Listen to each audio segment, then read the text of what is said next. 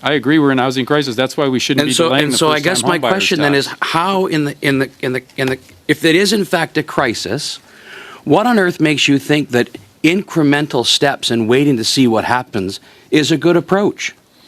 Minister, your department back in October spent about $97,000 on a getaway to get some inspiration on the homelessness crisis. And do you feel inspired? The purpose was to get inspiration, so do you feel inspired? Assist. It's not an investment. It's an expense. They're making sure it's not an that investment. we are connected it's not to the create people on the ground who are doing the work on homelessness. There's not going to be an asset. It's not an investment. It's an expense. So, Minister, you're spending $219 million per year on a fourth housing bureaucracy, the so-called Build Canada Homes. And what does it do that the last three Liberal housing bureaucracies couldn't do? I mean, you're burning through the equivalent of $4 million per week. This Guy's Garage. Like and subscribe. Appearing today is the Honourable Gregor Robertson, Minister of Housing and Infrastructure. I want to get right into it. You indicated that removing the GST from all new homes under $1.3 million was too sweeping a measure.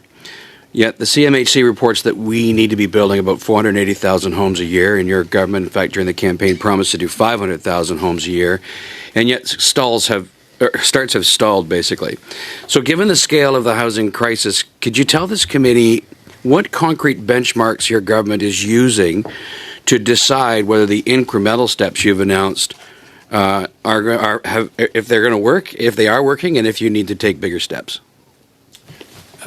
Through the chair, thanks for the question. So the initial commitment to implement a first-time home buyers GST break is still not through the House, as members will know. We want to see that implemented as soon as possible because it will create opportunity for first-time homebuyers, up to 50,000 first-time homebuyers to access housing. Sorry, save $50,000. Minister, I'm just going to interrupt you for 1 second. I don't need you to describe the programs to me. I'm reasonably familiar with them. What I want to know is what benchmarks are you using to determine whether you need to do more than just the first-time homebuyers rebate? Well, the focus initially to the member is to provide that support to first-time homebuyers, to young Canadians who can't access the market currently. That should be our first priority right now, is to make sure we get an affordability measure to young Canadians during these times. And that's a significant investment, about $4 billion worth of tax revenue. What kind of numbers do you need to see for you to know that's working? Well, the numbers that we look at CMHC is our top source of research and data. They have a significant team that provides that for the industry and obviously for governments. And CMHC data reflects the realities across the country, as well as market data that we see as well. And obviously it's important to track all of it. The housing starts are different in different markets across the country. Obviously the GTA and Vancouver are very low in terms of housing starts right now, but other markets are doing very well. Okay, thanks, Minister. Quebec and Alberta. It's clear that you don't actually have a number or any benchmark that you're going to share with us now. But let's go back to that interview. In that same interview, you said, and I quote, "We can't roll the dice with some of these bigger moves. We'll try some incremental steps and see if they make a difference. If they don't, then maybe we will have to make some bigger moves." Builders are telling us that pre-sales are collapsing right now, particularly in the GTA and the Lower Mainland. Projects are being shelved. Employees are being laid off. So how does the government justify waiting for results when these delayed decisions mean thousands of job losses and fewer homes getting built? Through the chair, I think the most troubling is the delays that the member's party has done to this first-time homebuyers tax break. It has been before the House of Commons since June. It still is not through due to the procedural delays that the opposition has put forward. That's held back an opportunity to provide up to $50,000 per first-time homebuyer to get the housing market going. And as I said, it's different in different markets. So providing a broad GST break in markets that are doing very well, for example, in Montreal, or in some of the markets on the prairies. Minister, I just want to stop you for 1 second, because you're trying to put the blame here on Conservatives, but the fact of the matter is the situation is dire. You would agree that we're in a housing crisis? I agree we're in a housing crisis. That's why we shouldn't be delaying the first-time I guess my question then is, how if it is in fact a crisis, what on earth makes you think that incremental steps and waiting to see what happens is a good approach? Through the chair, when I speak of incremental, $13 billion for Build Canada Homes is a massive, it's an unprecedented investment strictly in non-market affordable housing. $1 billion into transitional supportive housing because homelessness is a crisis. We are focused on where we have a crisis and those direct interventions with significant investment. As I outlined with the National Housing Strategy and with Reaching Home, these are the largest investments Canada has ever made in homelessness and affordable housing, and we're taking it to the next level. We need the rest of the House to support. If we need 500,000 units a year, we need 500,000 units a year for the next several years, which your government promised to do, which the Prime Minister promised during the campaign. We're talking about trillions with a T of investment in housing. So $13 billion might seem big to you, but we know full well that one of the biggest impediments to getting homes started and getting homes built is the cost of local government and the delays at the local level, particularly in the Lower Mainland and the GTA, where this is the epicenter of the housing crisis. It's where the situation is, in fact, the worst. Economists like Mike Moffat, who has advised your government on a number of occasions on housing, has warned that without decisive action, Canada risks a prolonged construction slowdown and an even deeper supply gap. If the government is so reluctant to make a big move, and I will challenge you that $13 billion is not a big move, what's your plan what's your plan to get the private sector moving again and building in some of these centres where it's too expensive? Yeah, well, the private sector is delivering a lot of housing in most of the Canadian markets. It's Vancouver and Toronto that are challenged, and that's where the first-time homebuyers tax can make a real impact. That's where apartment construction loan program is delivering record levels of rental housing, working with the private sector very directly through CMHC. We're seeing housing starts about 4.6% up year to date versus last year. So the industry is building right now. We have to be looking forward several years. Thank you. And that means investing significantly. The investment policy criteria, which is around ensuring sustainable material is used, ensuring sustainability, and really working hand in hand on our agenda with respect to fighting climate change. Thank you for the question. That is also a very important element in the investment policy. The criteria around sustainability and climate resilience is front and center for us. We want to make sure everything that's built going forward, funded in part by the Government of Canada, is built for the climate challenges that we face. So the siting is important. Of where we build is very important. We're not building in vulnerable areas. How we build is very important in that we want to see low embodied carbon materials. Canadian steel is one of the lowest carbon steel supplies in the world. Obviously, Canadian wood, very low carbon materials, and great building technologies that are Canadian IP that we want to support in this to address the climate challenge. Energy efficiency is obviously critical across the board.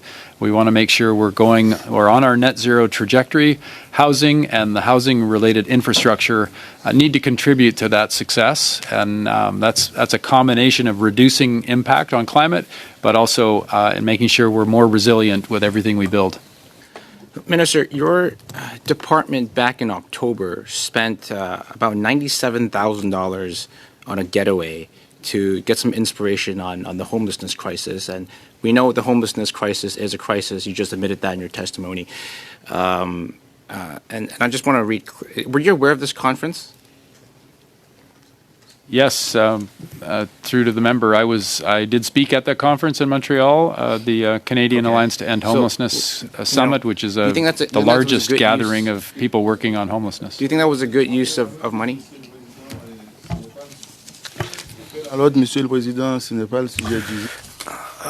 Point of order. Point of order. Okay. Hello, this is the interpreter speaking. This is the interpreter speaking. This is the interpreter speaking. Huh? This is the interpreter speaking. Can you hear the interpreter? Can you hear the interpreter? Yes? Okay.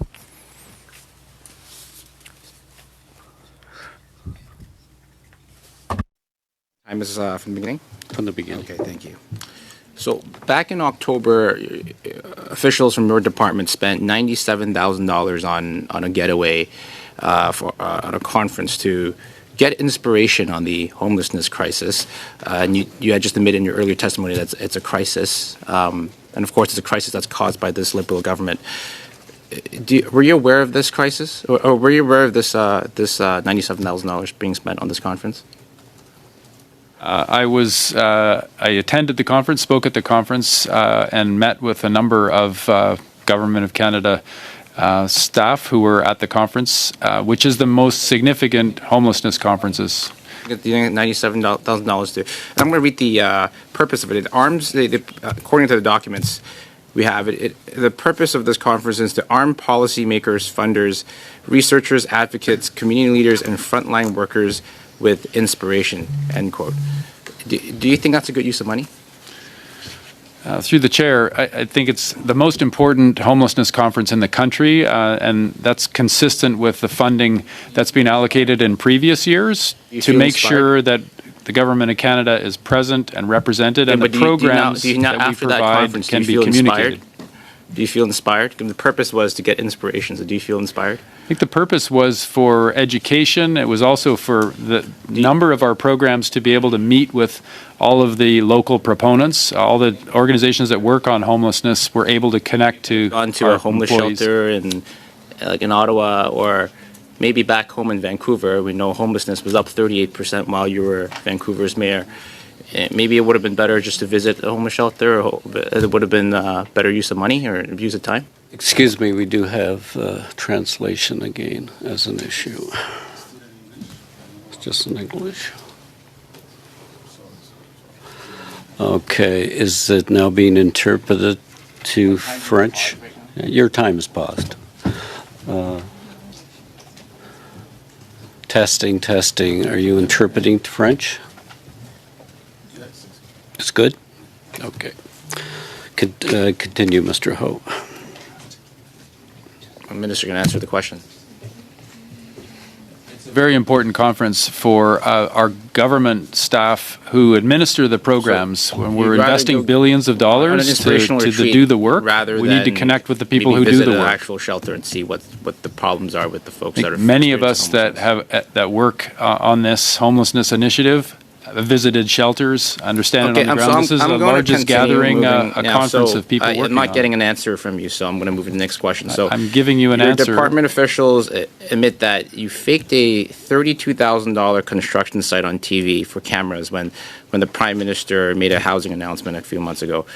Do you think that's a good use of money? Through the chair, well, that's incorrect as well.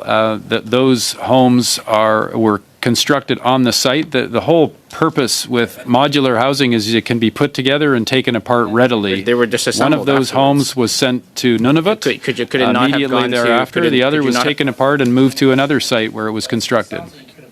You spent $32,000 on it, which you could have, at least go to an existing site and then maybe do the photo op there. But you chose to build one just to disassemble it, and then $32,000 that could be used towards a down payment for a young family. Actually, $32,000 after 10 years of this Liberal government is no longer enough for a down payment. So you don't think that you could have gone to an existing backdrop, maybe an existing construction site as a backdrop? I think it was important to demonstrate the effectiveness of modular housing, that it can be put together quickly on a site and moved off of the site. That modular home went to Nunavut, where it is. We're doing 700 homes with the government of Nunavut that are modular builds. I want to go into the latest Parliamentary Budget Watchdog report, which they said, quote, the government has not yet laid out any plan to achieve their goal, their housing goal. And your election campaign promised to build 500,000 homes a year, to double it by adding an extra 250,000 homes per year. And the latest report said it's just going to build 5,000 homes per year over the next 5 years. Do you see that as progress? I mean, that's only, what, like 2% of the target reach? Do you think that's progress? Through the chair, the PBO report does not take into account all of the housing programs that are currently operating. It's strictly looked at the Build Canada Homes investment of $13 billion, and when you gross that up to the number of homes that will be built, it came up about 87,000 homes from that $13 billion is what their estimate is. It did not account for all of the housing investments that are being made. 500,000 per year. So over 5 years, that'll be 2.5 million homes. I mean, that's still a drop in the bucket. Do you agree? No, I don't. I don't agree with the assumptions made in that report, which do not account for all of the housing programs that this government. Liberal mouthpiece that's given the report. No, the report does not account for all of the housing programs, such as the National Housing Strategy, our largest housing program. The numbers for that are not included going forward in that report. So it disregards that. This government is very committed to affordable housing and we're already in a renewal process with the National Housing Strategy, working with provincial and territorial ministers. We made a commitment about that with those ministers in September this year. Thank you. Thank you, Minister. Thank you, Mr. Ho. I would remind members again, it's your time that you're questioning, but please give the person you direct the question a reasonable amount of time to answer. We also hear often about the youth and how right now homes are so expensive that they cannot afford to buy their first home. So Build Canada Homes not only helps increase the housing supply, but it also creates good Canadian jobs in the trades, opportunities that many young people can benefit from. Could you speak to how the program is supporting both affordable housing and meaningful employment for the next generation? Thank you to the member for the question. It's a really critical component. Housing is at the center of Canada's economy, and so I share the concerns of all the members when we have challenges on the market side right now in Vancouver and Toronto. We've got to look at that and figure out how we turn that around. We are investing first and foremost, though, in tackling the affordability crunch that we have. That does take a lot of jobs, a lot of people contributing at all different levels, from the supply chain to the design and engineering of projects to the construction and ultimately the operations of the buildings. So many jobs, a huge component. If you add it all up, it's the largest industry in Canada. And in these times, it's an industry that we have far more control over than our trade, particularly related to the United States. We are feeling some impacts from U.S. Tariffs, obviously with softwood, steel, and aluminum. And we need to be building our industry, home building industry, stronger as a result of that. I represent the riding of Newmarket Aurora. In Newmarket particularly, we do have a homelessness problem. And I have to ask you about this $97,000 spent. I cannot find a way to justify this to the people in my riding that see it. They see the people, our neighbors on the streets and struggling to find home and shelter and food. I can't walk up to them and say, I know you're homeless, but it's okay. We spend $97,000, or the minister spent $97,000 to learn about it. How do you suggest I justify that to the people in my riding? Through the chair, so the investment in government staff who were attending, and in many cases, making contact with many of the homeless providers and support services. These are Government of Canada employees who are there to help it's not an investment. Assist. It's not an investment. It's They're an expense. making sure it's not an that we are investment. connected it's not to gonna the create people on the ground who are doing the work on homelessness. There's not going to be an asset. It's not an investment. It's an expense. It's an expense. We're not going to see a return on that money. It's not an investment. And I have to justify it to the people in my riding. $97,000 spent to learn about homelessness. How do I tell a constituent of mine who is homeless that your government spent $97,000 learning about how he is homeless?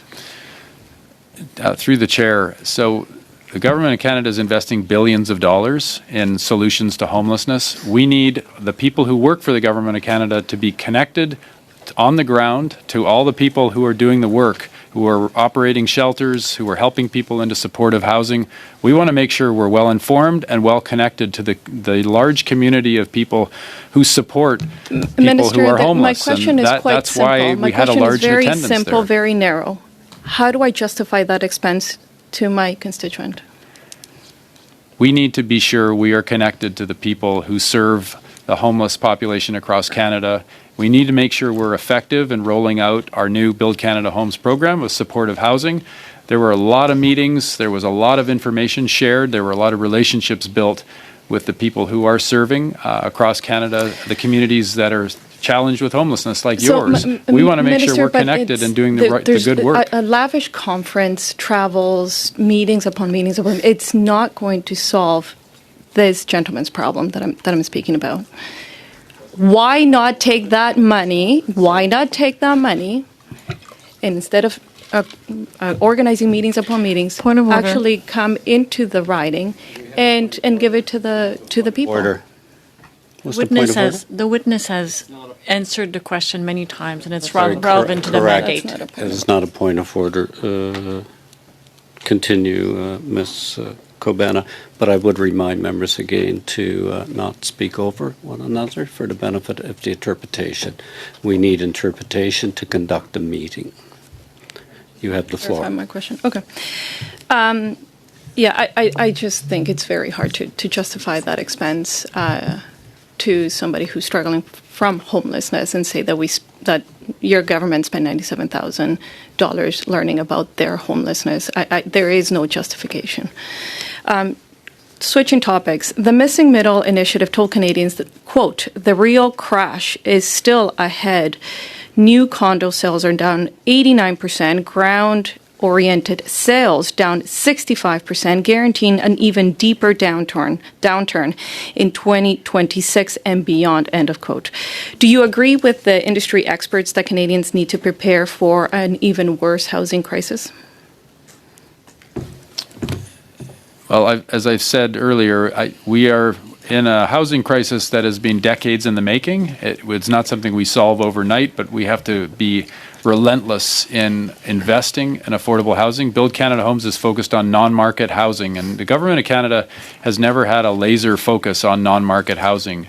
We now have a one-stop shop that is focused on delivering that affordable housing at scale.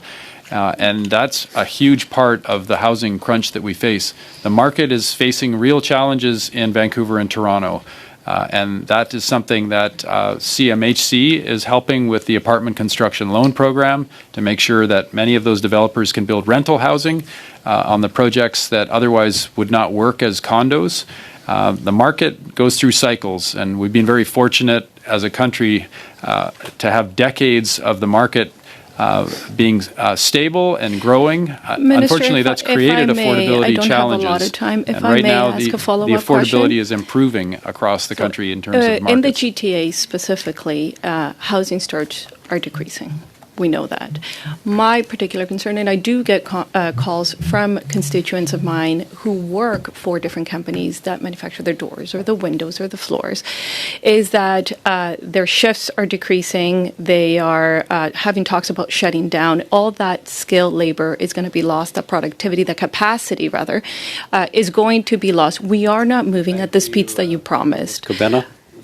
You're well over your time. I'm going to give one short question to each side. Keep it under 2 minutes. I know the thing that I'm excited most about Build Canada Homes for my families in South Shore, St. Margaret's and Nova Scotia is the Build Community Strong Fund. I'd like to give you the rest of the time today. This is what excites me. What excites you about this fund? Thank you.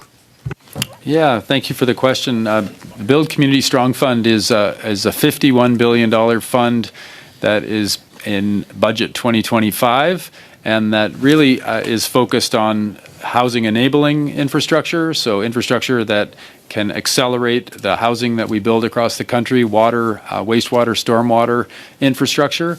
There's a community stream that is basically the Canada Community Building Fund, the CCBF, evolving into this new stream, and that is delivering a wide variety of infrastructure at a community level, giving a lot of flexibility to communities and going direct.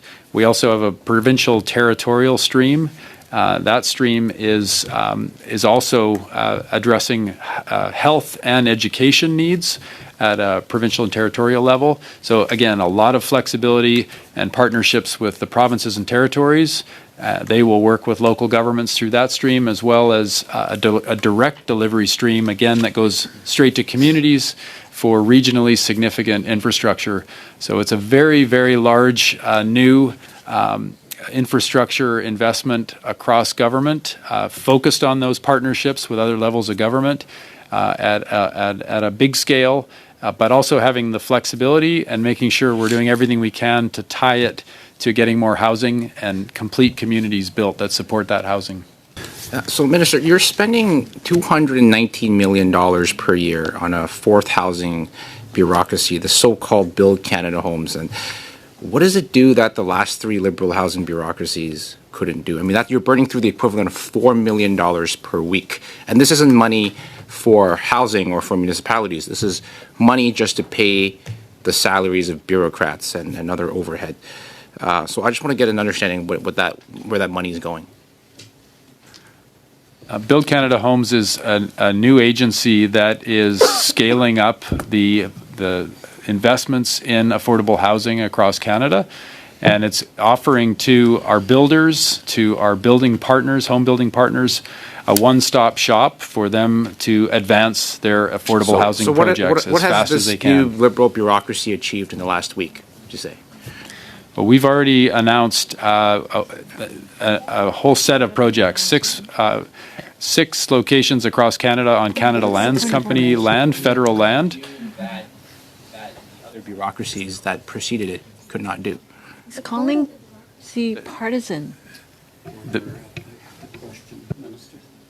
Build Canada Homes is focused on affordable housing. The Government of Canada has not had an agency that's entirely focused on affordable housing for many decades.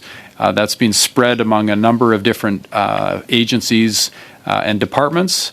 And what we want to do is make sure we've got focus. We have a nimble organization that can get affordable housing built at scale as quickly as possible and as efficiently as possible. $219 million doesn't seem very nimble to me, or to the average Canadian taxpayer. Thank you.